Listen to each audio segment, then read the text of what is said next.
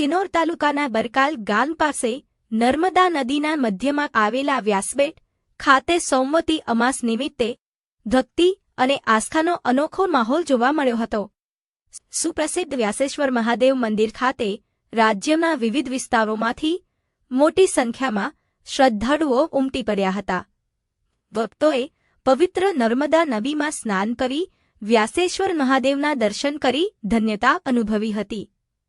બીજી તરફ યાત્રાળુઓ માટે માર્ગ, પાણી અને રાત્રિ રોકાણ જેવી મૂળભૂત સુવિધાઓ ઊભી કરવાની માંગ પણ ઉઠી છે। શિનોર તાલુકાના બરકાલ ગામ નજીક નર્મદા નદીના મધ્યમાં આવેલા હરિયાળા જંગલ વિસ્તારમાં વ્યાસબેટ સ્થિત વ્યાસેશ્વર મહાદેવ મંદિર આસ્થાનું મહત્વપૂર્ણ કેન્દ્ર માનવામાં આવે છે। સોમવતી અમાસના પાવન અવસરે દ્વારકા, વડોદરા, ભરૂચ, સુરત સહિત રાજ્યના વિવિધ જિલ્લાઓમાંથી મોટી સંખ્યામાં શ્રદ્ધાળુઓ અહીં દર્શનાર્થે પહોંચ્યા હતા।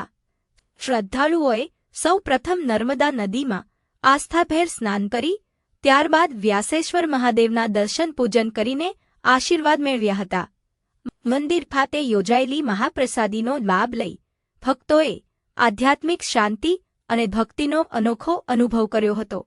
વ્યાસબેટને પર્યટન સ્થળ તરીકે વિકસાવવા માટે મંદિર પરિસરમાં સંરક્ષણ દિવાલ, સંડાસ બાથરૂમ, ચેન્જિંગ રૂમ તેમજ મંદિરની શરતે પોટા પથ્થર બિછાવવાની કામગીરી ચાલી રહી છે, જેના કારણે ભવિષ્યમાં યાત્રાળુઓને વધુ સારી સુવિધાઓ ઉપલબ્ધ થવાની આશા વ્યક્ત કરવામાં આવી રહી છે।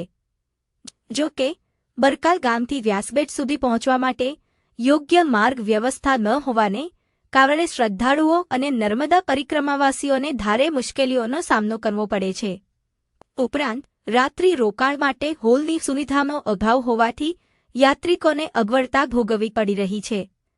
મંદિર પરિસરમાં આવેલ ટ્યુબવેલ પણ જર્જરિત હાલતમાં હોવાથી શુદ્ધ પીવાના પાણીની સમસ્યા ઊભી થઈ રહી છે, જેથી મોટી પાણીની ટાંકી, માર્ગ સુવિધા, રાત્રિ રોકાણ માટે હોલ તેમજ અન્ય જરૂરી સુવિધાઓ તાત્કાલિક ઊભી કરવા સરકારી તંત્ર અસરકારક પગલાં ભરે તેવી માંગ શ્રદ્ધાળુઓ અને સ્થાનિકોમાં ઉઠી છે।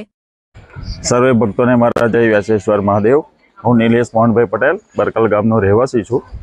અમારા ગામની નજીક આવેલું છે વ્યાસબેટ।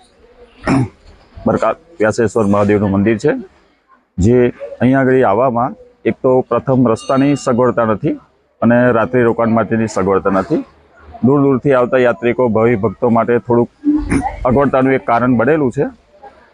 સરકારે પ્રવાસન હેઠળ કામ તો ચાલુ જ છે, પણ સરકારને એટલી રજૂઆત છે કે આ બેનું વહેલી તકે નિરાકરણ આવે તો ભાવિ ભક્તોને સુખ સુવિધા સંપન્નતા રહે એવી અમારી પ્રાર્થના છે। જય પરમાત્મા। હું રણછોડભાઈ રાવલ, અમદાવાદ રહેવાસી, નરોડા મુકામે, અને મારા જે મોટાભાઈ છે તે ધોરકાથી દર અમાસે શ્રી વેદવ્યાસ ભગવાન જે નર્મદા કિનારે મહાદેવજીનું મંદિર આવેલું છે ત્યાં આગળ 23 વર્ષથી 100-150 જણાનો લઈ અહીંયા દર્શનાર્થી આવીએ છીએ। અહીંયા નર્મદા કિનારે જે લોકો પરિક્રમા કરવા આવે છે તે પણ અહીંયાથી જ આવે છે અને જાય છે। અહીંયા જે પૂજારી તરીકે હર્ષદભાઈ રાવલ તેઓ ખૂબ સરસ પૂજા અર્ચના કરે છે, પણ અહીંયા દર્શનાર્થીને આવવા માટે જે રસ્તો નથી તેમાં અમો દર્શનાર્થીને ખૂબ અગવડ પડે છે। અહીંયા આવ્યા પછી રહેવા માટે અને ભજન કીર્તન કરવા માટે હોલની જરૂરિયાત છે।